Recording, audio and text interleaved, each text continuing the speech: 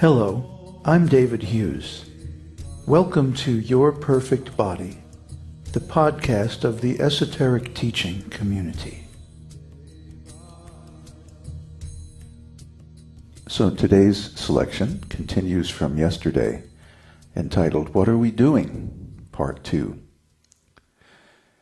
As we discussed yesterday, everyone is trying to attain a perfect body. Everything we do is calculated to position ourselves in relation to the qualities, possessions, designations, or relationships appropriate to our conception of a perfect body. This is the method of association, which has a serious handicap. The material body is not really the self.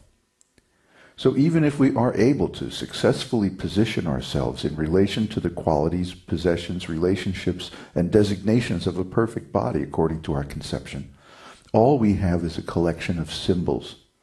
Our material body will still get old, become diseased, and die, and there is nothing we can do to change that.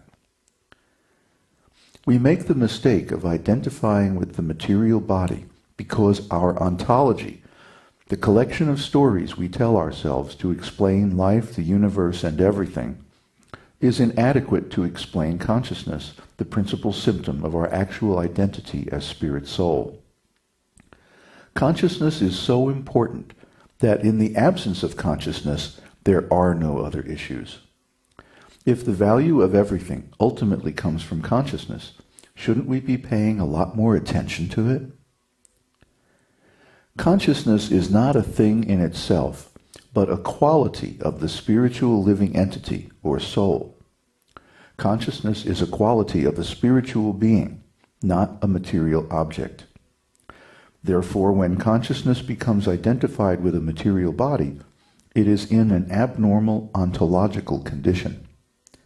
The category and quality do not match.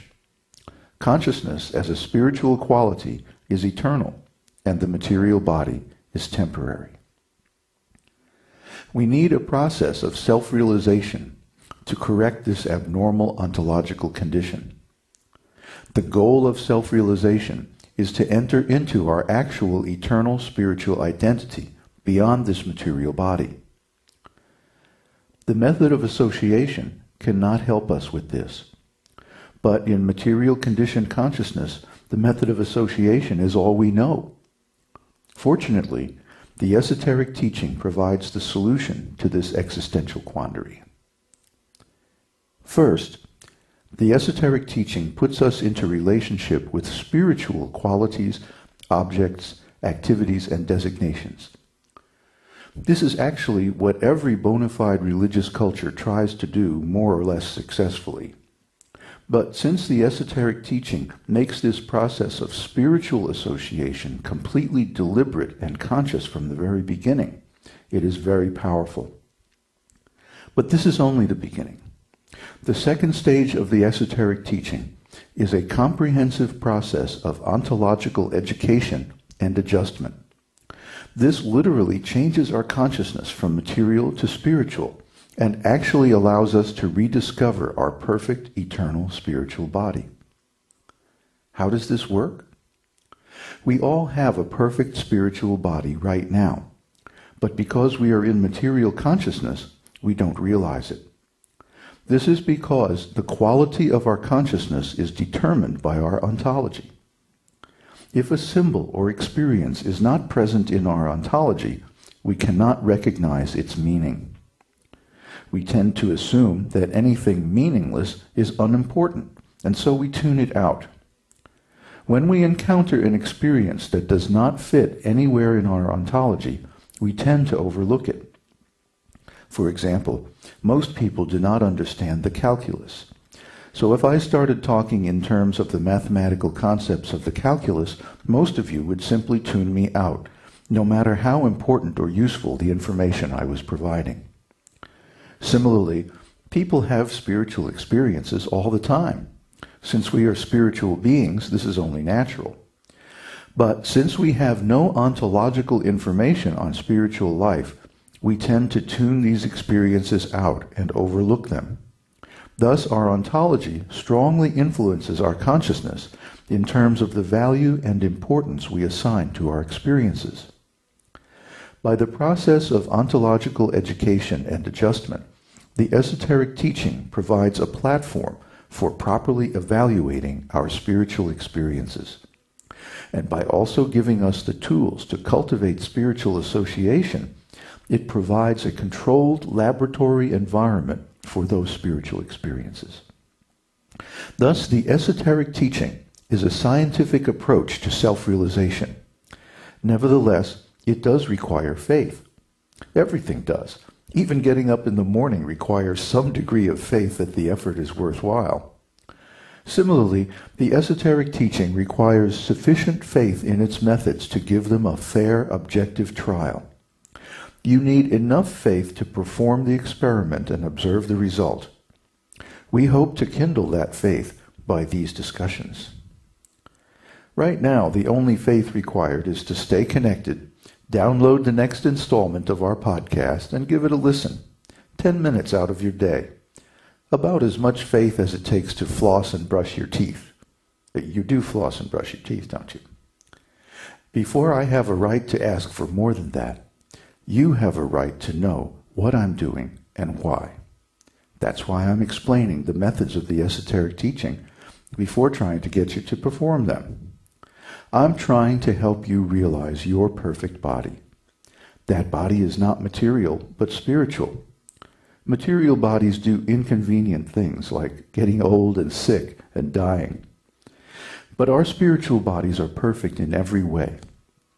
In the next few installments, I'll talk some more about consciousness, the nature of the soul, and the benefits of realizing your perfect body. So there's a little time left, and I would like to use that opportunity to say a little bit more about the process of the esoteric teaching for you podcasters. This is going beyond the scripted part that's available on the blog. The two processes of the esoteric teaching, namely the process of spiritual association and the process of ontological education and adjustment, actually go on simultaneously.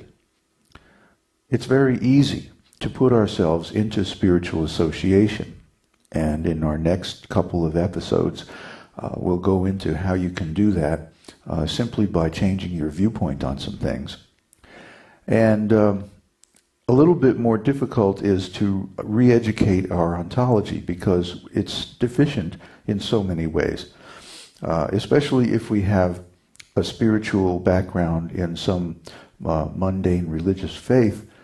Then our ontology of spiritual things is going to be complicated by the different ideas that we have absorbed in the past about spiritual things and how they should work. So we may have to unlearn some things in order to absorb a more balanced and scientific viewpoint on the soul. So we'll spend the next few episodes talking about the soul, about consciousness, about its different qualities and functions. And hopefully that will give you a basis for starting to understand who you really are. That's really what this is all about, because we are not these material bodies. We are the soul that temporarily inhabits them. And when that soul leaves the body, of course, it has a tendency to drop dead very quickly. So the soul is the source of life, the seat of consciousness, and the source actually of all the energies of the body. Interestingly enough, the mind, as we usually know it, being a collection of observations and so-called facts and so on, is part of the body.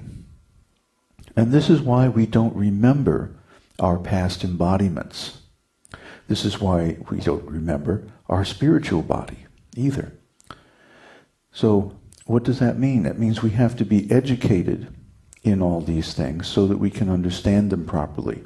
Then when we add them to our ontology, we'll begin to observe how the consciousness that we bring to every situation in our life is actually a hint of our real perfect body. So this is a very sensitive process, and it takes a controlled laboratory environment in order to observe these things at first. Later on, when our ontology becomes more robust, we can observe them at every turn in life. But in the beginning, we have to become sensitive to a whole range of experiences that we normally simply ignore because we don't understand their value or purpose. And that's why I'm taking the time to explain all these things very thoroughly. And we'll also give you simple processes to perform that will bring you into spiritual association very quickly. And all of our students